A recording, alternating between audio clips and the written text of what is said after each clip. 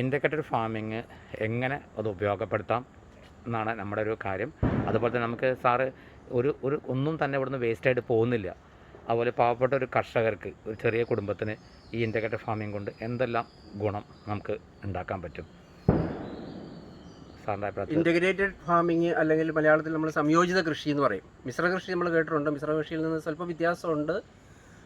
സംയോജിത കൃഷി, അതായത് ആ ഒരു കാർഷിക സ്ഥലത്ത് ഒരു വേസ്റ്റ് നമുക്ക് പുറത്തോട്ട് പോകുന്നില്ല. ഒന്നിൽ നിന്നുള്ള ഉൽപ്പന്നങ്ങൾ അല്ലെങ്കിൽ ഉപോൽപ്പന്നങ്ങൾ മറ്റൊന്നിനുള്ള റിസോഴ്സസ് ആയിട്ട്, ഇൻപുട്ടായിട്ട് നമ്മൾ ഉപയോഗിക്കുന്ന ഒരു സംവിധാനമാണ്.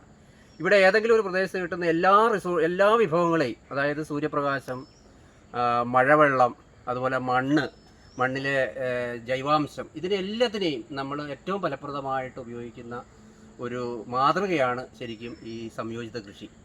കേരളത്തിൽ പ്രത്യേകിച്ച് പാലക്കാടിനെ സംബന്ധിച്ച് അവിടെ നല്ല വെയിൽ കിട്ടും, അതായത് നല്ല സൗരോർജ്ജമുണ്ട്.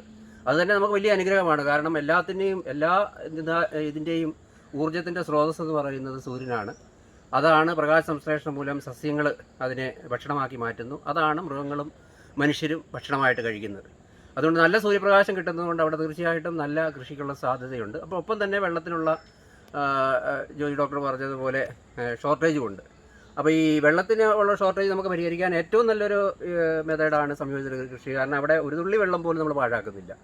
ലഭിക്കുന്ന മഴവെള്ളത്തെ നമ്മൾ കൃത്യമായിട്ടും എൻ്റെ ഒരു വീട്ടിലാണെങ്കിൽ ഇതിൻ്റെ റൂഫ് വാട്ടർ കംപ്ലീറ്റ് ഒരു തുള്ളി പോലും പുറത്തു പോകാതെ ഒന്നെങ്കിൽ അത് കിണറ്റിലേക്ക് റീചാർജ് ചെയ്യുന്നു, അല്ലെങ്കിൽ അത് പൊത ഉപയോഗിച്ച് ആ മണ്ണിൽ തന്നെ താഴ്ത്തുന്നു.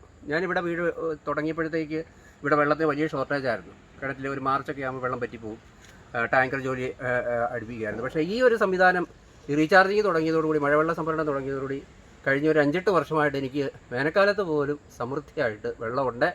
അതെനിക്ക് മാത്രമല്ല, ഞാനിത് ചെയ്യുന്നതുകൊണ്ട് എൻ്റെ ചുറ്റും അയൽവക്കക്കാരുടെയും കിണറ്റിലെ വെള്ളത്തിൻ്റെ ഇത് കൂടിയിട്ടുണ്ട്.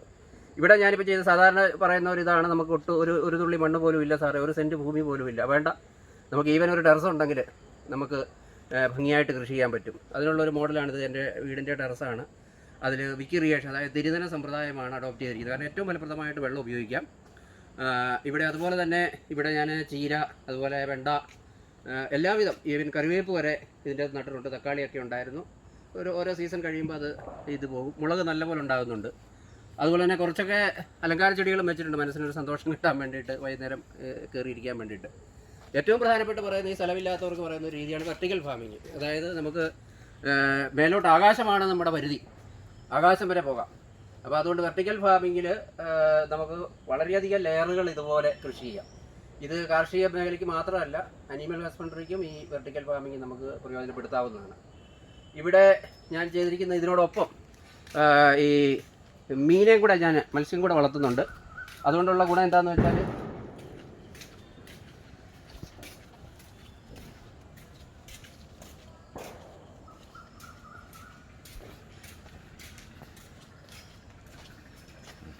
ടെറസിൻ്റെ മുകളിൽ ഇതുപോലെ വളരെ ചിലവ് കുറഞ്ഞ രീതിയിൽ ഞാനൊരു മീൻകുളം തയ്യാറാക്കിയിട്ടുണ്ട്. അതായത് നമുക്ക് ലഭ്യമായിട്ടുള്ള തടിയൊക്കെ വെച്ചിട്ട് ഒരു ഫ്രെയിംവർക്ക് വീടിൻ്റെ ടെറസിയുടെ തന്നെ അതിൻ്റെ പാരപ്പറ്റിനോട് കൂട്ടിയിട്ട് ചെയ്യുന്നു.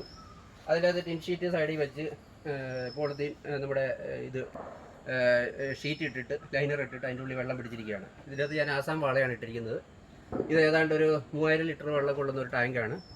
അതിൻ്റെ അകത്ത് ഒരു 60 തൊട്ടിട്ട് 100 വരെ മീൻ കുഞ്ഞുങ്ങൾ ഇടാൻ പറ്റും. ഇതുപോലത്തെ ഒരെണ്ണം എനിക്ക് ടെറസിൻ്റെ മുകളിലുണ്ട്, താഴെയുണ്ട്. ഈ 2 കുളത്തിൽ നിന്നുള്ള മീൻ കൊണ്ട് ഏതാണ്ട് ഞങ്ങളുടെ ഒരു വർഷത്ത് ഞങ്ങളുടെ ഒരു 80% മീനിൻ്റെ ആവശ്യം ഇതുകൊണ്ട് നടത്തുന്നുണ്ട്.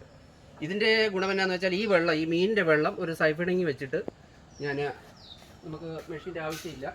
ഇതുപോലെ ഒരു സൈഫണിങ് വെച്ചിട്ട് ഈ വിക്ക് ഇറിഗേഷൻ്റെ പൈപ്പിലേക്ക് നമുക്ക് ഇൻലെറ്റായിട്ട് കൊടുക്കാവുന്നതാണ്. എല്ലാവരും പറയുന്നത്, പ്രത്യേകിച്ച് ജോലിയുള്ളവർ പറയുന്നത്, സാറേ ഇതിനൊന്നും സമയമില്ലെന്ന് എല്ലാവരും പറയുന്നത്. വൈകുന്നേരം 1 മണിക്കൂർ നമ്മളൊരു ടൈം പാസ്, വേറെ എക്സസൈസ് ചെയ്യുന്നതിന് പകരം ഇതൊരു എക്സസൈസ് ആയിട്ട് എടുത്ത് ചെയ്യുകയാണെങ്കിൽ ഈ സൈഫണിങ്ങിൽ കൂടെ ഈ വെള്ളം നമുക്ക് ഈ വിക്ക് ഇറിഗേഷൻ്റെ പൈപ്പുകളിൽ നിറയ്ക്കാൻ പറ്റും. ഇപ്പോൾ കോരി നനയ്ക്കണ്ട.